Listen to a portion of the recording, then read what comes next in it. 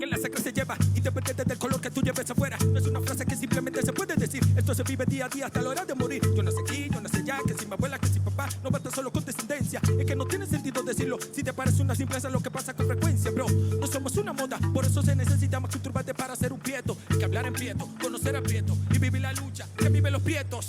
Somos más de lo que ya se ha dicho, somos lo que se escucha, de lo que se ha visto. Somos lo que somos y aunque nos tengan copiado, nadie nos quita no bailado. Pietitud. Lo sientes tú, lo siento yo. Conmigo nació, no me lo tiene que decir. Simplemente, hey, prieto solo cuando les conviene. El dinero de por medio rapidito vienen. Uno los escucha hablando que de dónde vienen, qué es lo que quieren y cómo se ven. No les conviene. Hay que representar a mi raza y se hace lo loco con la cosa que nos pasa. Y salimos a la calle por nuestros derechos. Dicen que es exagerado lo que hemos hecho. Pietitud.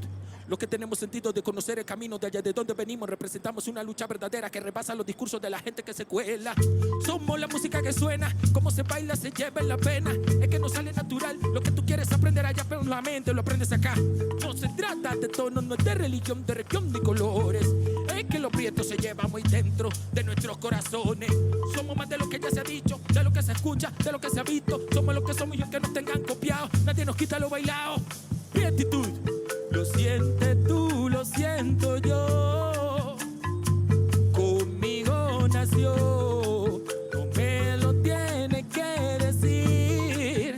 Óyalo, hey, cantando otra vez, no te contaré la historia sobre nuestra bonita prietitud.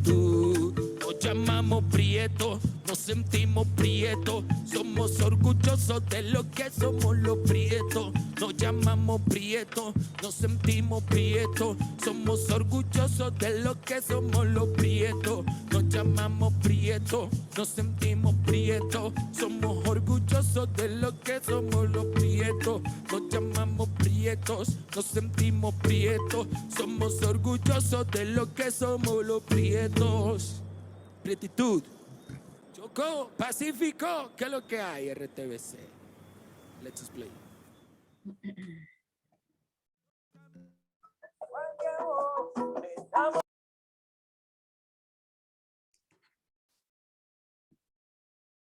Buenos dias, bon dia, and good morning to everyone in attendance today. Welcome to the fourth installment of the Talkback Tuesday Black in Latin America series. My name is Dr. Jaira J. Harrington, Assistant Professor in the Black Studies Department at UIC. I will serve as moderator for today's talk, Estamos, Listos, AfroColombia in Centering Black Narratives, featuring our guest speaker, Digna Paola Mosquera. Here's the rundown of today's schedule. First, I will provide some background about the series. And second, I will introduce our speaker. Next, she will give her talk. And last, we will have an open Q&A where comments in the chat will be acknowledged and you can also raise your hand so that you can dialogue directly with our guest, and then we will close for the afternoon. So first, I would like to offer some background about the series. With support from the Programming Committee in Latin American and Latino Studies, Black Studies is hosting an ongoing speaker series on Blackness in Latin America for spring 2022. This interdisciplinary series features 5 scholars with expertise across Latin America, Brazil, Colombia, and Cuba. Each event will provide an opportunity for participants to explore the historical and contemporary narratives about Black communities in Latin America. Today's speaker, Digna Paola Mosquera, was born and raised in Chocó, a predominantly Black state in Colombia. She is currently a first-year master's student in economics at the historically Black institution, Howard University in Washington, D.C. And this is her first time in the United States. Digna Paola studied management engineering at the Universidad Nacional in Colombia, a public university in Colombia. She is a Martin Luther King Program Fellow, where she was able to learn English in 2014 and is a current Fulbright grantee. Digna Paola identifies herself as an Afro-feminist from the peripheries. She is a part of the Wiwas collective in Medellin that seeks the vindication of Black people's legacy in Colombia. Today, she will guide us through the talk, Estamos Listos? AfroColombia and Centering Black Narratives. Please let us welcome Profesora Digna Paola. Buenos días. Good morning, everybody. Buenos días para todos, todas y todes. As Professor Jaira was saying, my name is Digna Paola Mosquera Cuesta. Oh, sorry, let me.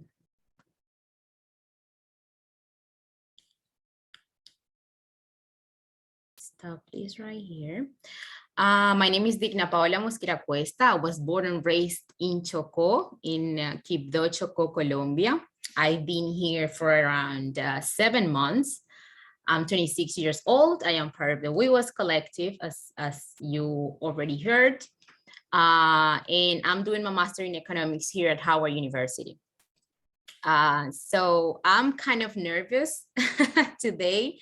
I always used to say that because I don't know, it helps me a little bit to control my nerves at the beginning, but it's fine. Thank you so much, everybody, for being here. Thank you so much to the Black Studies Department for this space.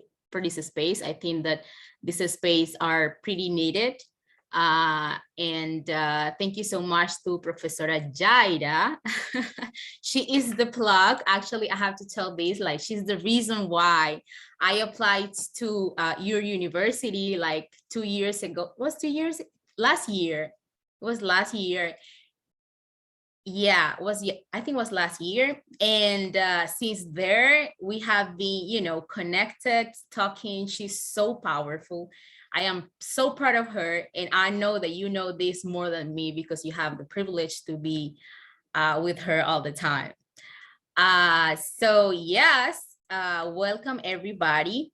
I think I have some people from Colombia as well, some family, some friends. Thank you so much also for joining us today, and welcome all the students from UIC, right? Okay, so I would like to ask you guys about what do you think, like what things comes into your mind when you think about Colombia? What are all the, you know, like the images that you have about Colombia right now before this talking? Like if some of you want to share your ideas, thoughts, they're pretty welcome. I think that Mirsaha Estrada wants to talk. Please go ahead. Yeah, hello. Hello. When I think of, you said Cuba, right? Colombia. Colombia, I'm sorry. Yes. I have another class that I'm talking about Cuba. Okay. I think of like mountains. Of what, sorry? Also mountains. Mountains, okay. Yes. Yeah. And a lot of like just like fields with like I guess like a lot of farm animals. Okay. I know there's also like cities, but I don't really see a lot of images of Colombia. I guess like not as much as I would like. Thank you so much, Mustafa, for sharing your thoughts. I think that we have some comments as well. Many times when Colombia is brought up, the conversation is centered about violence and crime. Yes, that's very true. My first thought is Sofia Vergara. Yes, that's true. And since I already am like seeing that there is like some Colombian people, I don't know if they want to talk about what are the things that you love about Colombia or that you feel represented about Colombia that you want the rest of the world not about? If you want to share like your thoughts about that. I don't want to push you guys, but this is the moment. Yes, Julian. Julian is also a Fulbright scholar from my cohort, so welcome as well. Go ahead, Julian. Hey, hi, Hi. everybody. I hope everybody's well. Well, I have many thoughts about my country, but something that I really feel proud about is uh, our diversity, our diversity of ways of being, our diversity of existences, our diversity talking about, for example, our nature, our landscapes, all this stuff. That's something that I really like. When I talk, when I first meet a person, I know when I get a question like related to my country, that's something that I really talk about. Because many people, they have like this idea about Colombia as a monolithic country, but everything goes beyond that. Yeah. So I try to explain that. Yeah, that's very true. And I think that we can share that experience in here. A lot of people doesn't know that, for example, there's Black people in Colombia. That's one of the most common, like frequent comments that I got when I say that I'm from Colombia. Like nobody is expecting that. Nobody is expecting me to talk in Spanish. It's like pretty weird that a Black woman is talking in Spanish. They're like, where are you from? And I'm like, well, evidently I'm not from here, right? So then I have to explain all that Julian is saying as well. There's anybody that wants to share something from Colombia or from here?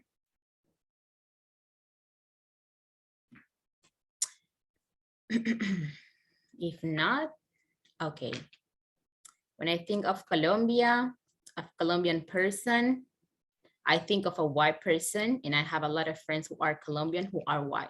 Yeah, that's the image that we got from Colombia. But what we're gonna do in here today, actually, is to change a little bit that narrative, to change a little bit that perspective. And that's why our talk today is called AfroColombia and not Colombia, right? 97% of my conversation today will be about AfroColombia, and the 3% less probably is gonna say that Colombia is very racist, right? As I was saying before, and as Julian was saying before, Black population in Colombia is very diverse. So I want to give you guys like a broad perspective of what Black communities and Black population in Colombia is. How's our life, more about us, our perspectives, and the ways that we are in our country. Then I will talk a little bit more about racism and about how racism manifests in Colombia. And then at the end, I'm going to be talking about some of the achievements that the Black movement have done so far in Colombia. I want to do it in that way and in that specific order as I was talking yesterday with Professor Jaira, because I do not want to reinforce the idea that our story always starts with the story of racism or the story of slavery. We are outside of that narrative, outside of that story, and that's what I want to show and share with you guys today. It may be like a little bit of a lot, but I think I want to take advantage of this space. I want to take advantage about the fact that we in the diaspora are talking today. Like we don't have so many spaces of that. We don't have media covering most of our spaces. So I definitely think that this is a very good opportunity to show us from our voices and from our perspectives, because everything that you're saying about Colombia right now is not coincidence, right? Everything of that comes from the same idea and the same reproduction of the same ideas of Colombia and Latin America and the world in general. We are nowhere, like we are raised by this system and by the media and by, so many scenarios. So based on that, I hope like this is like a conversation. If you have any question while I'm talking, please like let me know. Let me know. I have like some things to share in the way, but this is not like a formal conversation. And taking into consideration that we have Colombian people in here, that will be like amazing way to connect the diaspora in this Zoom meeting today. So based, for example, in the last census that we have in Colombia, Black people, they say the government say the Black population in Colombia is around 11 or 12% of the population. But we do not believe in this. We do not believe in that. And there are some alternatives and international sources that confirm that. They say that Black population in Colombia is around 26% of the population. And we believe that the first figure that I just gave you is wrong, because not necessarily, but it's true that Black population have been growing, but the self-identification processes in Colombia is making people to identify more as Black. So based on that, advance from the movement in general, we believe that there is more people identifying themselves more as Black, and the government is not showing that through the figures. And I want you to notice something, guys, in here is like, first, this intention of the government to erase Black people from the country, and with that erasing or like avoiding the option of invest more in Black territories in Colombia. But you will notice this path all along the conversation, but I just want to give that as a comment from what I just said. Taking into consideration what Julian said, definitely I believe that Black people is very diverse in Colombia. If you ask me, I'm gonna tell you the Black people in Colombia is extremely creative, resilient, smart, very revolutionary, and very diverse. And this diversity, we can see it through like the different ways that people identify themselves in Colombia.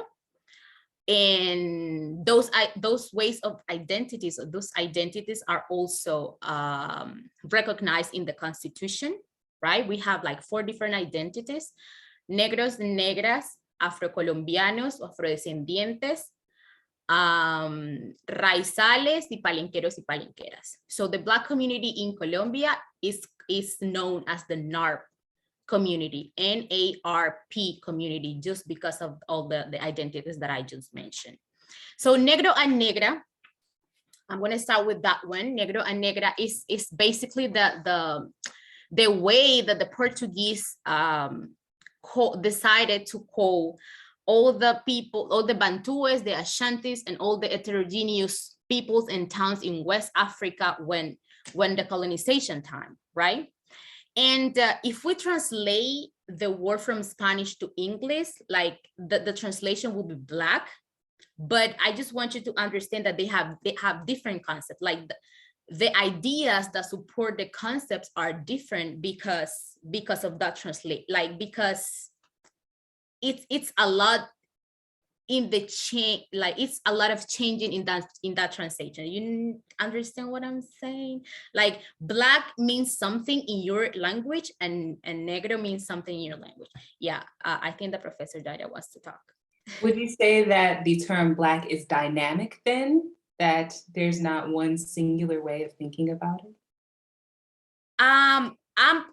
Well, that yes, but I'm trying to say in here is like with the translation from one language to another, we change a lot of the meanings of each concept, right? Because like I understand Black, and please correct me if I'm wrong, the use of Black in here is like an ethnonym, is that's the way that you pronounce ethnonym, like the ways that you decided to call yourselves, and not the way that someone else is supposed to call you. Ethnonym, exonym, those are words in Spanish, but I don't know if you have them in English. I think so, but probably you don't use them a lot. But I just just wanted to give you that idea that like the translation among the concepts change a lot.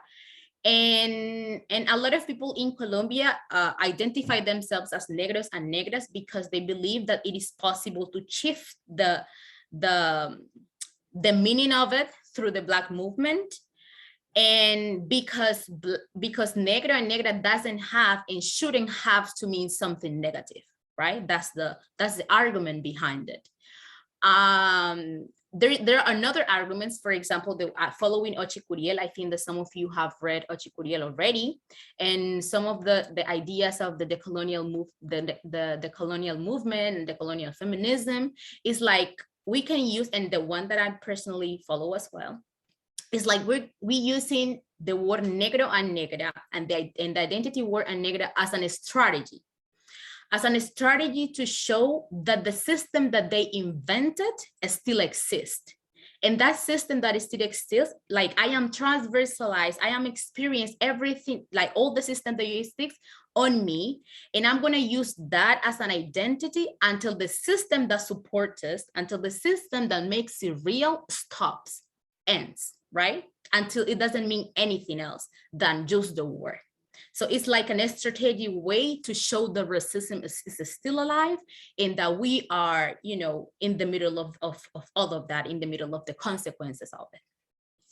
That's basically all that is behind the identity negro and negra.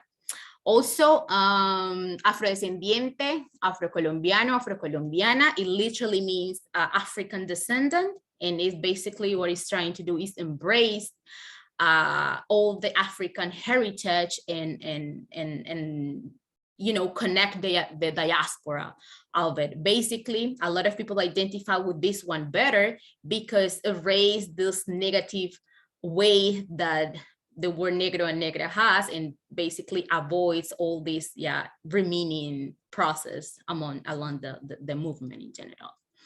And then we have palenqueros y palenqueras. Palenqueros y palenqueras are Black people. Would you say that someone can identify with more than one?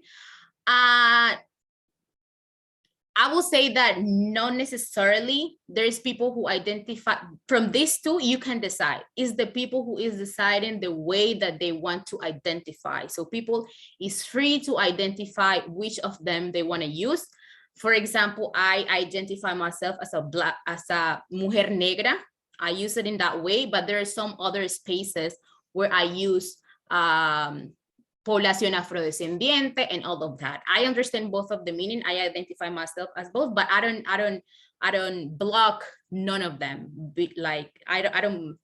I use them both, but I identify myself as mujer negra, right? But yeah, that's what I meant. Thank you. Okay.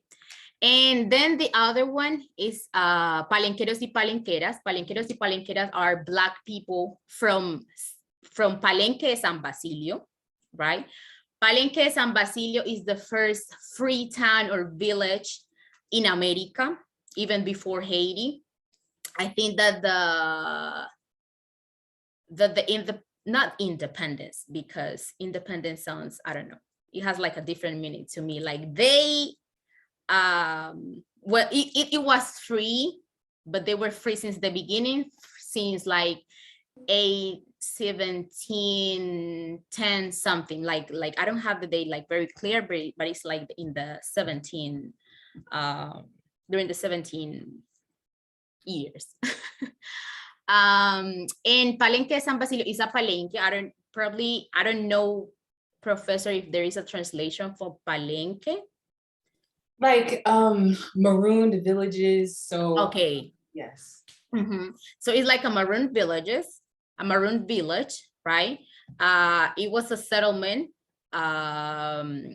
created, organized, and still run by cimarrones and cimarronas. That's the word in Spanish for maroons. It was created or founded by Bencos Bioho and We Was Collective. And we was, and I'm sorry, and we was, and that's why our collective is called We Was Collective, because of we were and La Cimarrona y all the cimarronaje on that. So basically, both of them, Bencos and Wiwa, they were like part of the royalty from the area that now we know as Guinea-Bissau. So they were warriors. And they never, they never accepted this. Okay, thank you, Camila, so much.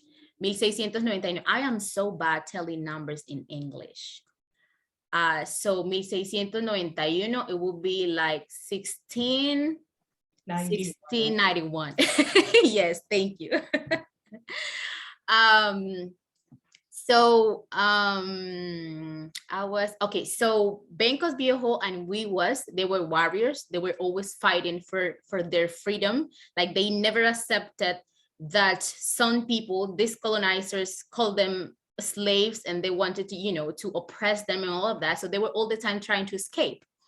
But in the beginning, the colonizers like how do you say that? Like the colonizers, what they like, their escape processes were run at the beginning. So they decided to create like intelligence networks among people.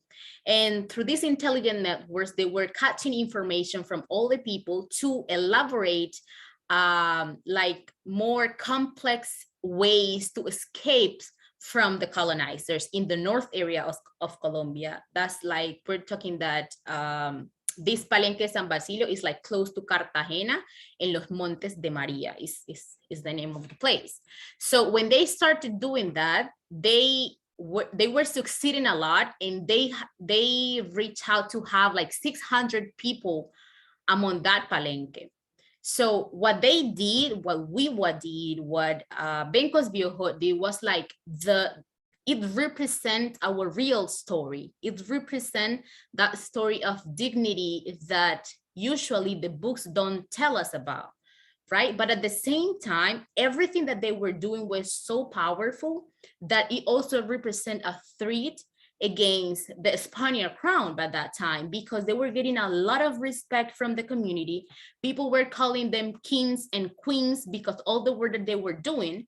So the government of Cartagena were persecuting them, but they never found Palenque San Basilio, and that's why Palenque San Basilio still exists, because of all the complex that it was behind on it.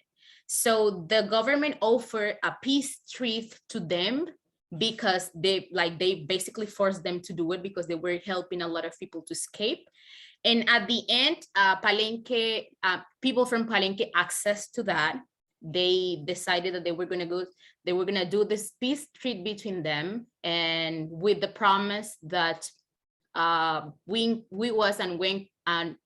and Bencos will stop these escaping processes, and with the promise that the government will stop persecuting people in Palenque. So the treaty lacked for a couple of years, and then one day, Bencos was like, walking regularly in Cartagena, and then they broke the treat, and they captured him. They hung him, and they quartered him. So that was like basically the relationships from Black people and the government in general have been, marked by this type of events in history. And, it's hard to tell people to believe in the government when the history shows us that we shouldn't, right? So,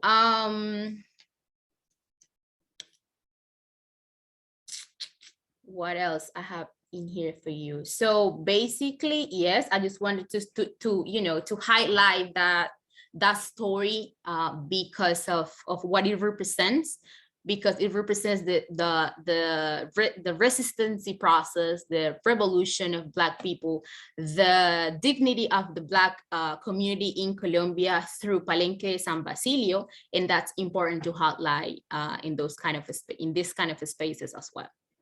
And then the last identity that we have, Black community in Colombia, is Raizales. It's Black people located in San Andres, Providencia, Santa Catalina, which is a Colombian island in the Caribbean. Basically, the story of Raizales is a little bit different from the history of Black people in Colombia, and that's why they have their own identity. So the last two identities that I've been talking to you about, also it's not only Black people, but Black people that are according also to their particular story and to the particular territory that they are and that they have been historically inhabiting in Colombia. Both of the last two identities that I've been talking about, they have their own languages, they have their own customs, and that's why they're recognized also as an our identity in Colombia. Well, culture in Colombia is very vibrant, is very loud, is out there, is on the street, is with the community. And I love that because it's like you're feeling people all the time. Like one of the things that it was hard for me at the beginning is like life in here is more in the houses. It's like you and your own thing. And I'm not, like, in our territories, we're accustomed to know who is around, like know your neighborhood. We call our neighborhoods uncles and aunts because they have the right to, you know, to tell you if you're doing something wrong on the streets, because, you know, all of that. And our food is amazing. It's tasty. I'm not going to show you anything right now because I want you to visit Colombia and I want you to visit the Black territories in Colombia, right? So I'm just going to give you a little bit of the taste of our culture for you to experience everything when you get there.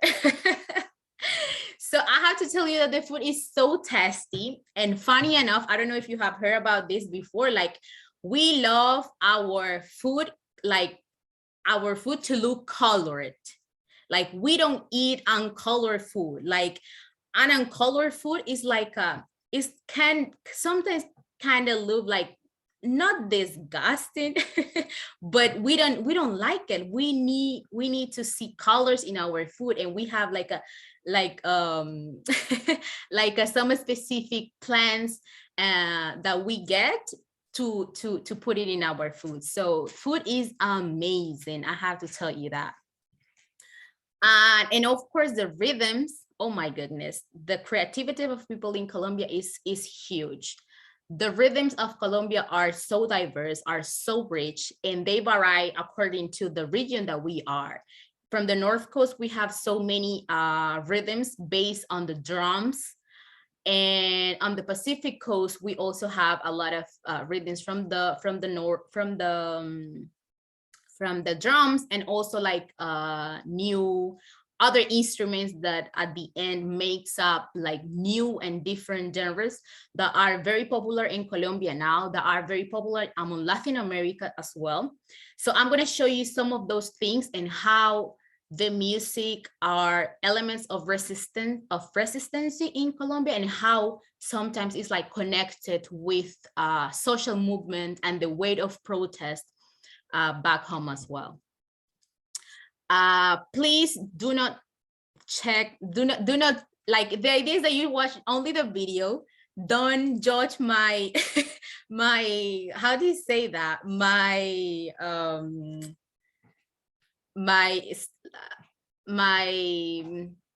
editing skills, I will say.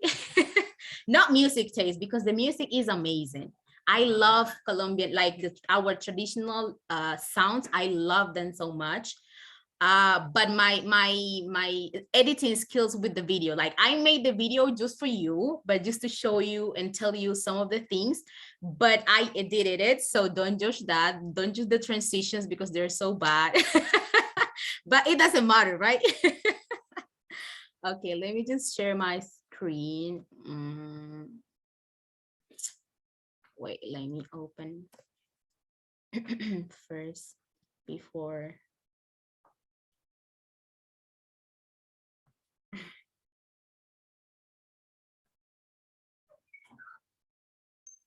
Where is the video?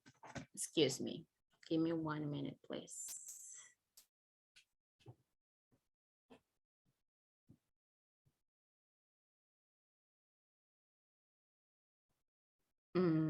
I don't know where the video is. I sent it to WhatsApp because I couldn't download it, but let me just send it again. It's here. Okay, it's here.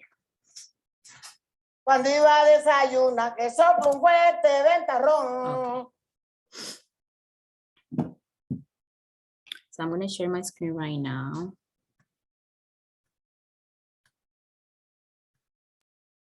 Please don't check my conversations. And now, okay. Let me know if you can hear well and if you're watching everything. Cuando iba a desayunar, que sopla. Okay?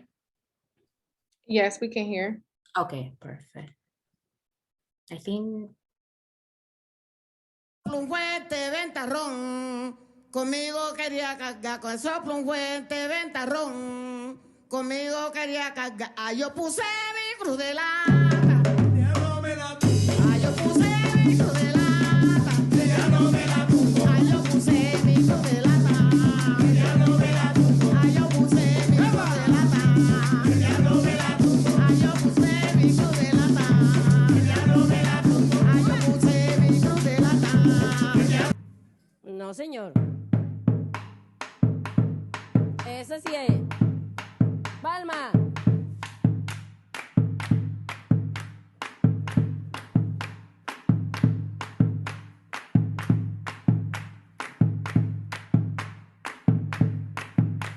Juego, juego, juego.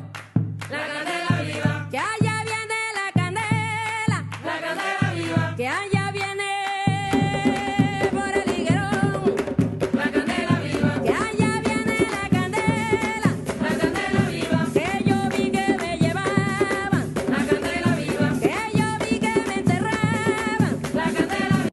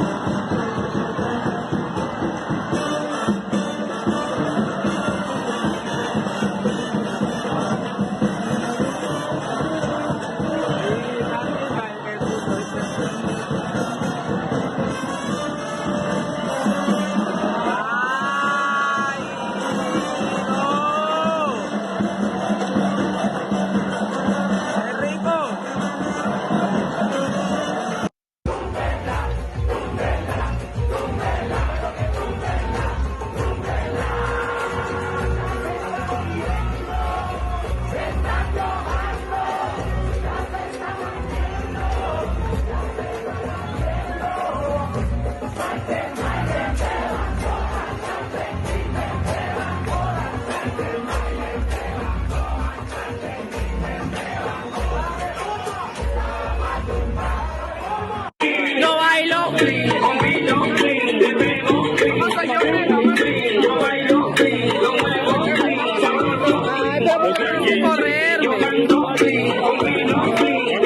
Va, Jonky, Jonky.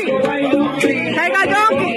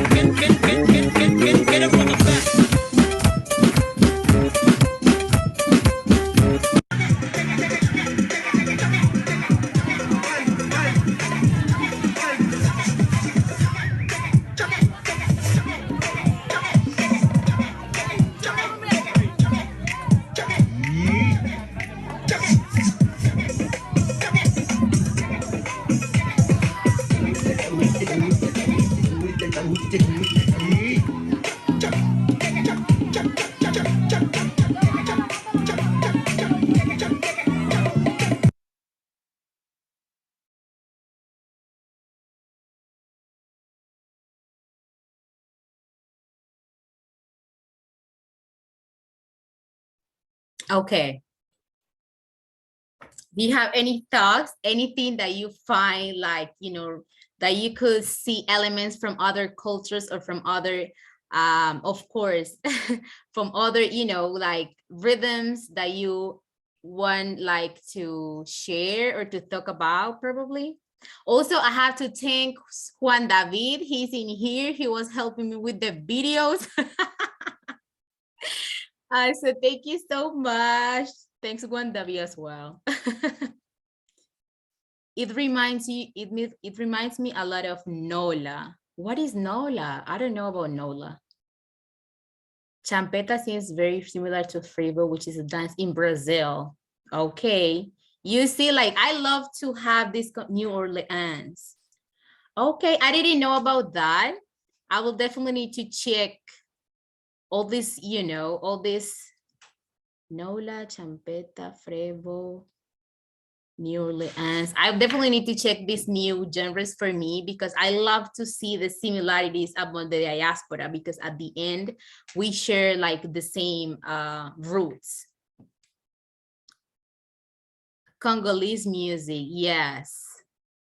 These West African genres, yes. And I also think that some of the things from Baile Exótico are also related with Amapiano. I don't know if you have heard Amapiano and seen Amapiano dances in South Africa. Like they look like kind of with the same taste, but it's just so beautiful. I love so much Colombian traditional genres as well. I enjoy them so much. Yeah. Yes, Encanto seems like it was a very selective in its music influence. I don't think I heard this rhythm much in the music. I've seen Encanto just once. I was checking more the images of the people represented in Encanto because it was like a very well-known activist in Colombia, which is Etna Liliana, that was one of the people helping with the movie, and that was the first time that the 4C hair has been represented in movies, but not in movies, like movies for kids, animated movies, right? So those kind of things are also pretty interesting to watch in this kind of scenarios, but I don't think that we have most of these rhythms in the movie. I don't know if you guys remember the ones, my Colombians in here remember from the movie Ilse that she loves so much Encanto. Probably she remembers like any other rhythm. I do not, but it's fine. Okay, so and also it has some, yes, actually it has marimba. Like when you were coming into the room, there was a song by Alexis Play. Actually, the one that wrote in there is her sister. It was a song by Alexis Play where he was like playing, we call them like the jungle, el tambor, el instrumento, how do you say, el tambor de la selva, right? You were right. Yes, that's the direct translation. I can't think of another word. The jungle drum, something like that. I don't even remember, but it's el piano de la selva. I don't know how to translate it, but it's fine. Thank you so much. I appreciate so much you guys in here because you see, like, it's a conversation that has a little bit of salsa. You can read the comments, like they are giving you guys a lot of information about Colombia, and that's why this conversation is so beautiful. Okay, I'm going to show you some of the Black territories in Colombia. Here my intention is to make you travel to Colombia and visit us. You're pretty welcome in there. Just a little bit of them.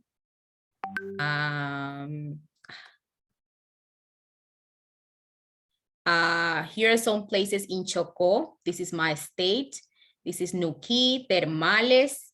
We did like last year, we did a tribute here and it's amazing. Tumaco, Capurganá, also in Chocó. And we have also like some cities. This in here is Palenque, San Basilio, the ones that I was mentioning about. It's very close to Cartagena. Cartagena is pretty touristic, but the side that you're gonna see about Cartagena is the touristic side where it's not Black people in there. So usually a lot of tourists goes to Palenque, San Basilio because it's pretty close to Cartagena. This is Cali, Colombia, Buenaventura, and Quibdó. So please have these cities on mind when you're traveling to Colombia. Let's support and build community over there. And now, okay, I'm gonna stop right there in my first part of the presentation about Colombian people and rhythms and food.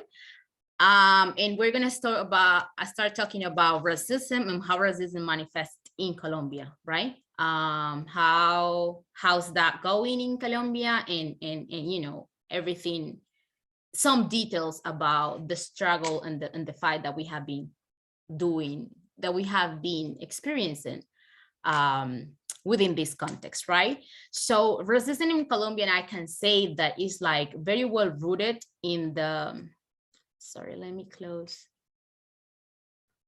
WhatsApp because it's like very well rooted in the history of Colombia. Most of the territories that I just showed you, they are Black territories, but before they were like mining settlements through the colonization area. So since our lands are very rich in resources, like the colonizers brought a lot of our ancestors to exploit them and exploit the land in order to get resources to send to Europe back, right? So a lot of people stayed there, a lot of people migrate from those zones, but the Black community is all over Colombia, but we can find territories which were the ones that I just showed you that are predominantly Black because of that, because of the history. So with that, I just want you guys to tell you that the territories in which Black people lives right now, that we inhabit right now, they were never intended to become a city. They were never intended to become somewhere where someone can live or even survive. And that means that those places were underinvested, and that means that those places are underdeveloped. And the way that in particular manifests right now is like Black territories and indigenous territories in Colombia are the territories with the highest levels of poverty, with the highest level of extreme poverty, with the highest level of violence, and the lowest levels of access of education and a good health system in particular, right? And probably you have heard not a lot, but you have heard about the peace process in Colombia and the war in Colombia and how the war have been affecting the rural sector. Well, since Black people and indigenous people in Colombia are historically been inhabiting the rural sector of Colombia, that means that we are more vulnerable to get affected by the war in Colombia, and the statistics also shows that Black people have been directly and indirectly affected by the war in a disproportionate way because of the places that we live in, right? And so what I'm telling you in here is like we have been inheriting the misery of this system that we have been inheriting. Inheriting is a word? Heredar? Yes. The misery of this system, and we still live in the consequences of it, while the same people is getting benefit of the same system, right? For example, in the independence of Colombia, that was like one of the leaders was Simón Bolívar. At some point, Simón Bolívar had to ask for help to Haiti. And okay, sorry, I've been missing the comments in here, but I'm gonna try to read them at the end of this part. So Simón Bolívar had to ask for help to Haiti in independence of Colombia. And Haiti, with the General Petion and General Duquesne, they accessed to the fact to help Colombia in its independence, only with the condition that Colombia will abolish slavery if we won the independence, right? So Simón Bolívar accepted that treaty. Simón Bolívar accepted that with the promise that he will end up slavery in Colombia. And also he asked for help to our ancestors in Colombia, like, you can fight in our independence, and if we win, we're gonna abolish slavery in here. So the independence in Colombia was got in 1810. I'm so bad with the numbers. 1810. And the end of slavery was in 1852. Like a 40 years, more than 40 years gap between one event and another. And then again, Black people in Black communities are betrayed by the government and by Colombia and by the main interest of Colombia. So Colombia's most prominent figure in terms of the liberty, like Colombia is recognizing Simón Bolívar as el libertador, as someone important in the independence, but for Black communities is a betrayer because of that, right? After that, actually, our first president, we had a first and the only one president in Colombia was in 1861. His name was Juan José Nieto Gil. Juan José Nieto Gil was, he was a politician. He was very active. He was from the North Coast. He actually lived in the exile because his positions were kind of progressive by the era and all of that. He actually didn't know how to write and read by the age of 14. He taught himself. And actually the novel that is the work that is considered the first novel of Colombia was written by him, by a Black person that taught himself how to write and how to read. So he was the president of Colombia. During those times, Colombia was living like so many changes, so many political changes, constitutions. There were presidents that they were running the country by 1 day, 2 days. So Colombia decided that they were going to recognize all the presidents of the country that run the office longer than 1 month. And Juan José Nieto Gil, he ran the office for 6 months. So of course he should be like Colombia should recognize his leading because that time, like the time that he was running the office was, I don't know how to say that, but you understand actually what I'm trying to say, right? Like he fulfilled the requirements for being recognized as one president of Colombia because his leading was over than 1 month, right? But the government didn't do it. The government erased Juan José Nieto Gil from history, from the books, and he was recognized as president of Colombia, as the first president of Colombia just 4 years ago in 2018. And as Juan José Nieto Gil, most of the contributions of Black people, of the Black movement, have been erased from Colombian history, which basically lead us to, end up learning a history that is, of course, like written by the colonizers, written by the ones with the power, and lead us to have weak identities processes.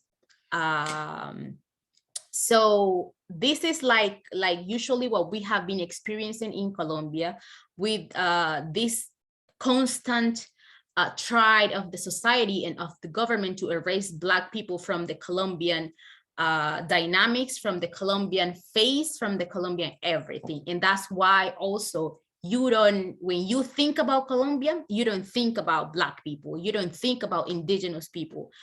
Colombia actually has more than 100 different indigenous towns.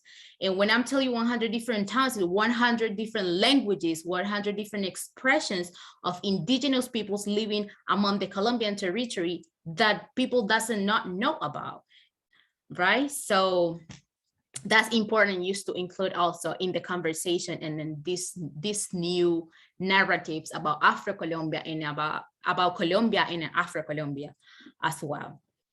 And in more recent times, like more contemporary times, in general in Colombia and Black in Colombia and in Latin America in general, we have there is this romantic thought about el mestizaje, that we all come from the three main races that are, you know, indigenous, Black, and white, that we are mestizos and that we all have a little bit of everything. So this idea that there is no white people in Latin America is very dangerous, because led people to believe that since white people does not exist, then racism does not exist. So the definition of people have about racism is more like what is been happening and what happens right now in the United States with, for example, police brutality. Other than that, and or something different, that is not racism, or is not the same thing. I remember that like 1 month after the assassination of George Floyd, a policeman killed a Black kid also in Colombia, and we were, you know, denouncing that situation in particular. People in Colombia were so against, you know, racism in the United States. They were people that you never saw talking about racism. They were, you know, so mad. How is that possible? And then when the same situation happened to a Black kid in Colombia, people were silent. It's not the same thing. That's not racism. Our country is not racist. Like racism is what just happened in the United States. So that, you know, that mestizaje and that concept of mestizaje is very dangerous for us, because it's like everybody in Latin America experience racism and experience this system of oppressions in the same way, and that's not the truth. That's like the huge lie that they have been telling themselves for so long.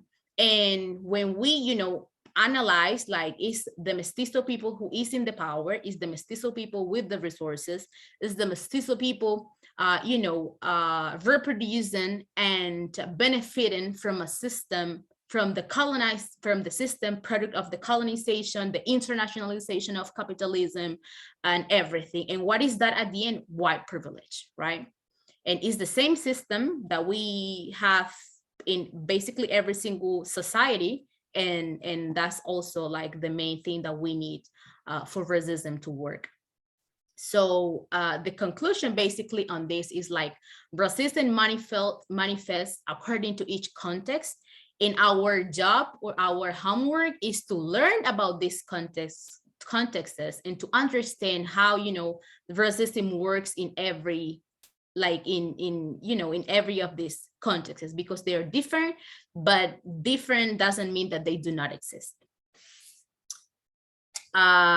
Yes, so I'm gonna close basically this conversation with that. If you have questions, please, like you can comment them in here. And while you write down your question, I'm gonna just talk a little bit about the achievements of the movement. I'm not gonna spend a lot of time on it because we have been talking for an hour now. But yeah, like some of the achievements of the movement right now are this Ley 70 and the collective territories.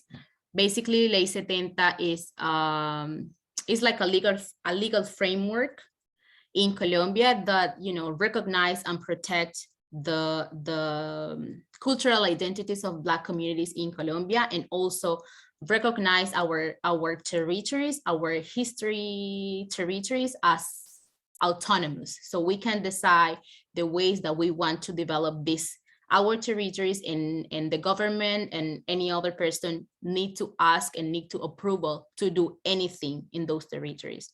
So there is a lot to still work on this law, and a lot to, you know, to build, but this is a huge, you know, a huge achievement from the movement from the 90s to Black people in general. There are some like mesas de concertación Afro. I have no idea how to translate that, but they are like some Black delegates. They discuss from a differential approach the necessities and the problems of Black people, and the proposals and the suggestions goes to the local administrations or to, you know, state level or administration to implement some strategies to help to, you know, to help Black communities in general.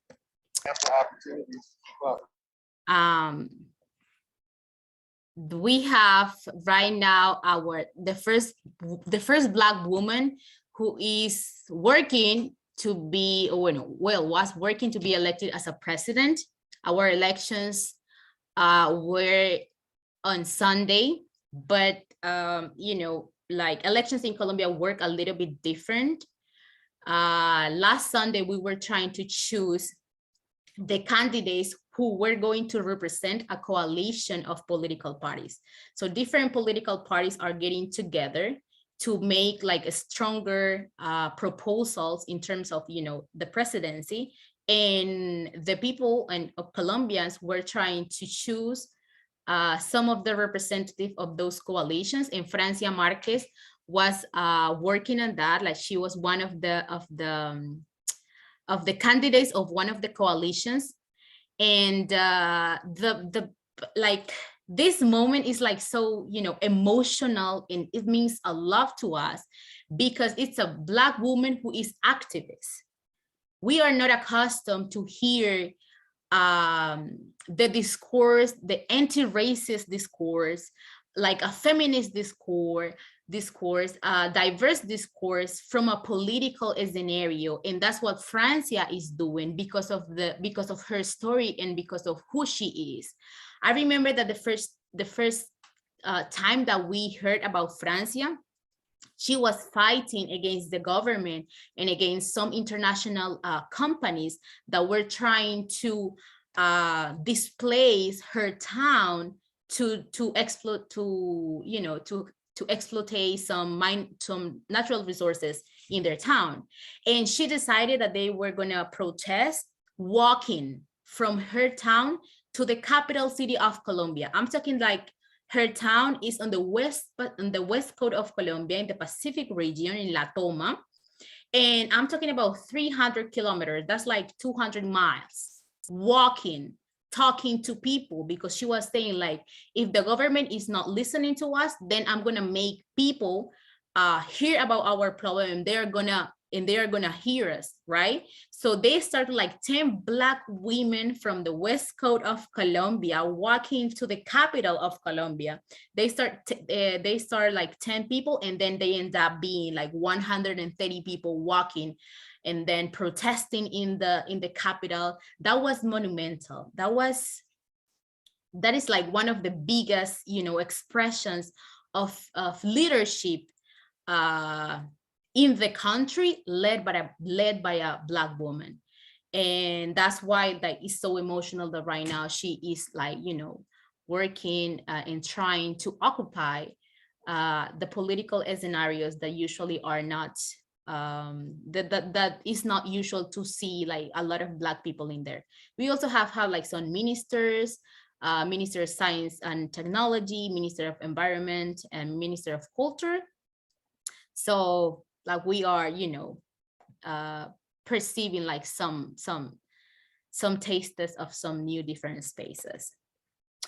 Those are like, there is like more, you know, Black people in the academia talking about Black, I don't know how to, like more people in the academia talking about Black issues and, you know, like making more theories about Black experiences, about racism in Colombia and how it works and all of that. So I have like 3 different, you know, recommendations for you in case you want to know more about this. He's Manuel Zapata Olivella, Shango el Gran Putas. This is like one of the biggest books about, you know, the Black movement in general, Black people. And then el Professor Sergio Mosquera, he also opened and created the first and the only Black museum in Colombia, and is actually one of the biggest one in Latin America. This museum is in Quibdó. And then we also have Paola Moreno in this book, El Poder de lo Invisible. She was a Minister of Culture at the age of 28, and now she has a foundation that helps Black people to get more in the academia or the university. And then also I want to talk about the Black feminism movement that is emerging and is emerging in a very strong way. They are Aurora Vergara, Mara Viveros, and Ochi Curiel. Ochi Curiel is not from Colombia. She's from Dominican Republic, but she has been working a lot in Colombia. And of course, her theories and all her works have been helping a lot to the movement. I have like a couple of more, but we don't have enough time. So I'm gonna close in there and let people start with mi presidenta. Yes, Dama Presidenta as well. And I'm gonna let people to ask questions in case you have some. I don't know if there are some in here in the comment section. Just a quick time check, Digna. So we will, I know that some of the students have to leave at 12:15, but we will be going until 12:30. So if anybody has to leave at that time, please feel free to go. But as Digna says, thank you so much for your presentation. We'll open up to comments, questions. I think we have a hand here from Kata. So we'll go on ahead and get started. Okay, so go ahead, Kata, and ask your. Hola. So I guess Hola. this is kind of like a general question, but I think I wanted to ask you like your experience studying in like the academic circles in the US within like Black studies and Latino studies. I guess I wanted to ask like, in what ways have you seen, or if you have ever seen like within like Latino studies, have they obscured like Black experience and Black history? I guess because in my experience, even though I love studying Latino studies, Black history, Afro history, and a lot of senses have been obscured in my experience. So I guess, sorry, my question got a little messy. Can you please repeat the last part? I think that I don't know if my audio is not working well. You were talking about your experience, I think, in the last part. Yeah, it's just like I guess in what I've been taught in like Latino studies, like Black experiences and Black history has been kind of like pushed to the periphery. Mm-hmm. And I wanted to ask if like you've had like the same experiences in this academic circles within like your interactions with like the Latino American study departments in the US. Yeah. Thank you so much, Kata, for your question. Well, I have to say that my experience as Black Colombian now that is coming from Colombia 7 months ago is different from a person who identified themselves as Afro-Latino here in the United States, right? And I have to say that because the Afro-Latino identity is something that is created here in the United States, only makes sense here in the United States. If you go to Colombia and if you go to Brazil, if you go somewhere else in Latin America, if you call people Latina, they will not understand what you mean because we don't have that identity back home, right?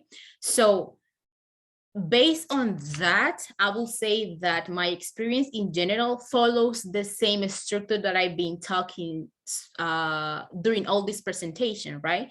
It's like the mestizo people reproduce the same you know, like the same structure over and over. So in the academia, for example, back home, I was experiencing the same thing. I used to study in a public university schools, in a public university school. Public universities in Colombia are very strong and are basically the best universities. And even though these universities have, for example, a social approach, the universities and the social movement in Colombia is very strong and are the ones leading social protests in Colombia, you know, all of that. They do not have these discussions about racism and about Black communities and about Black territories. So even though in the academia with social approach, with progressive approach, like our experiences are not in the academia back home.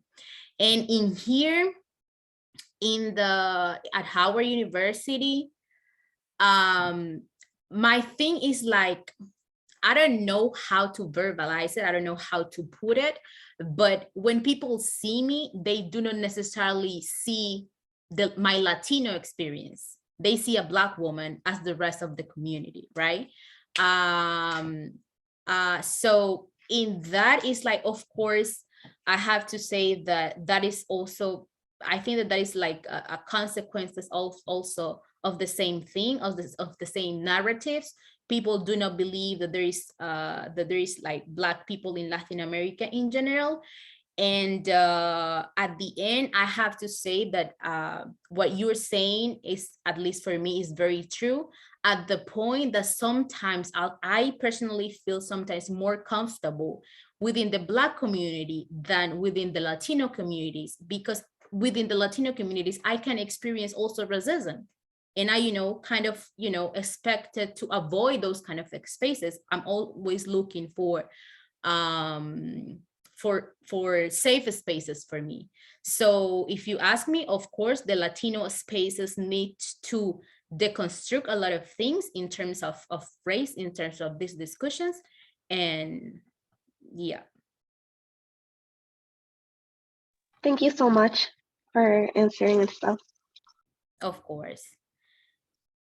There's other questions.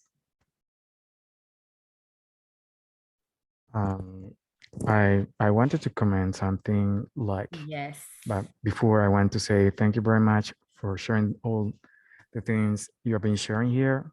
I'm so proud of you. I've been thinking about many things, of course, in my work, but especially these things that you have been mentioning related to diversity and how the country is promoting, promoting diversity through laws and the institutional apparatus, is promoting or practicing racism and other ways of domination in our country against Black people and other minoritized populations. We can ignore like indigenous communities and all this stuff. And I'm bringing this because like one thing that is important when I think about racism, not racism, but diversity and Black populations in my country connected to the institutional apparatus, I think about ruling identity. And this is a new way of controlling and racializing population. And what I mean with this is that, like before our current constitution, racism was based imposing ideas, on imposing behaviors, on normalizing the ways of being of this population, Black populations. But nowadays, racism, like at the institutional level, does not necessarily mean that, but how people are defined, not through the lenses, their own lenses, but through the lenses of the mestizo trained society. You know what I mean? It's like, what does it mean? What does Black people mean for Black people? It's not taken into account, but what the state wants Black people to be. And that's super dangerous for not only for identity, but for the diversity of our country and for the diversity we can find among the Blackness in our country. So that's an important thing that I wanted to mention. And in that regard, I think that even our most important tool for our vindication, for our freedom, for our liberty, the ley 70 that you are mentioning that is really important, is being used to mistreat Black people, and has been used this way by the mainstream society, uh, because they are, yes, I mentioned this, they are defining, but at the same time they are using other strategies. One example that it has to do with my field, education, is that, for example, while they are promoting ethnic education and like the vindication of our history and all this stuff through education, they are promoting like the standardization of our curriculum and the promotion of standardized tests. And that's necessary for example, to get an admission to the university. So instead of like studying our own curriculum, Afro-Colombian education, they are trying to study the mainstream society curriculum in order to get an admission to public universities. So that is a way to break with that deal that we reached back 30 years ago. And it reminds me of like what you were mentioning, the situation between Simon Bolivar, our arguably like hero, and like the independentist in Haiti. So it is a way like again and again of betraying our community. I wanted to mention that.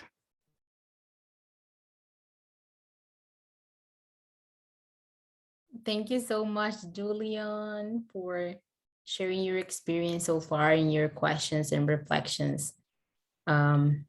Yeah, like when we start talking about everything, like we realize that we have so many things in common and that at the end, they're not coincidence, right?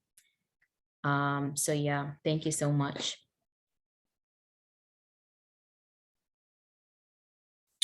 I think there's no more questions or comments.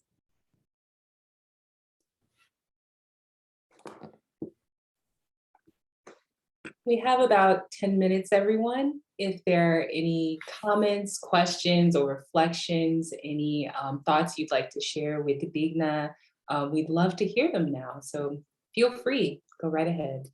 Yeah. Thank you all. Of course, I've been reading like the comments in here. Thank you so much, Charis Smith, for your wishes. Yeah, please come. You're very welcome. And don't forget to visit Quibdó, Cali, Choco, and all the Black territories. And Tumaco. And Tumaco. Yes, I show a picture of Tumaco. Do you see it?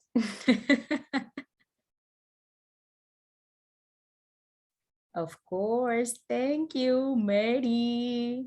Mary is also from the Wiwas Collective. There was a lot of people from Wiwas Collective today. My mom is over there as well. Thank you so much, Mom. Ilse, my bestie. Oh my God. Thank you. I do have a question, Professora Digna. Yes. Could you please speak a little bit about your research? So you're a student in economics and spoken a lot about how it is that your academic experience has not always had a focus on Black communities. So could you talk a little bit about Black communities, its relationship with the economy, the kind of changing economy that we see, and just give us a little bit of sense of that? Yeah. Basically, like what I'm trying to do right now with economics and with my experience as a Black woman in Colombia, born and raised in Choco, is like trying first, like is a critics to economics in general, and a critics to economics because like when you start studying economics, you realize that the economics are unable to explain different contexts and different environments different from Europe, because economics, the way that we do economics right now, is based only in one specific way to perceive the world, right? Which is very white, is male-centered and European-centered. So just by that, we can like conclude that economics are not applicable or are not applicable in different contexts other than Europe and other than ruled by white men in Europe, right?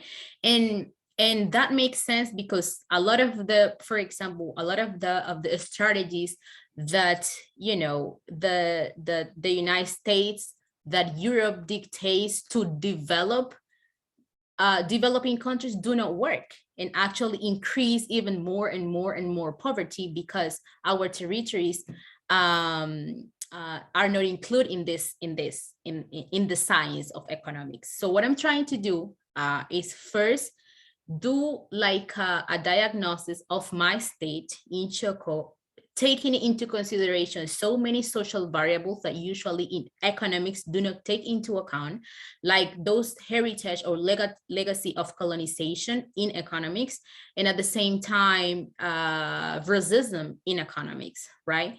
So right now I'm in a very early stage of the research, because like finding data is kind of complex, but basically what I want to do is explain economics through the racism and colonization lens, to explain how development works, and to explain how economics work in different contexts, to make sure if there are some projects or businesses or development ideas that may work in those specific contexts based on those specific variables that I just mentioned. That's my whole point.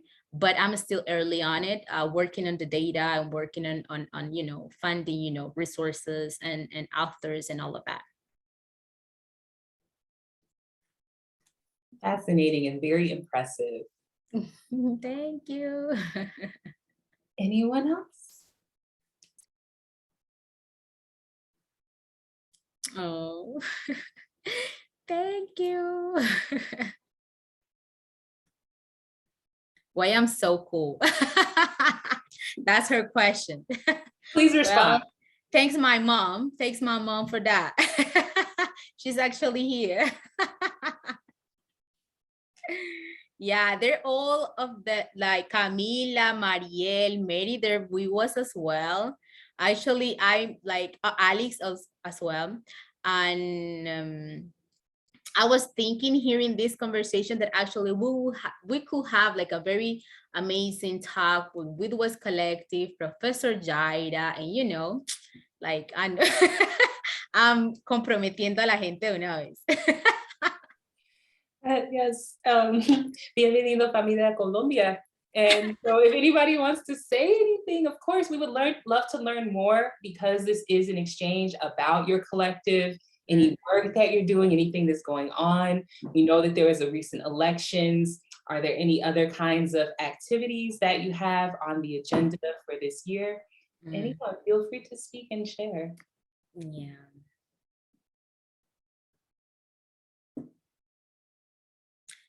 I think nobody wants to share anything else.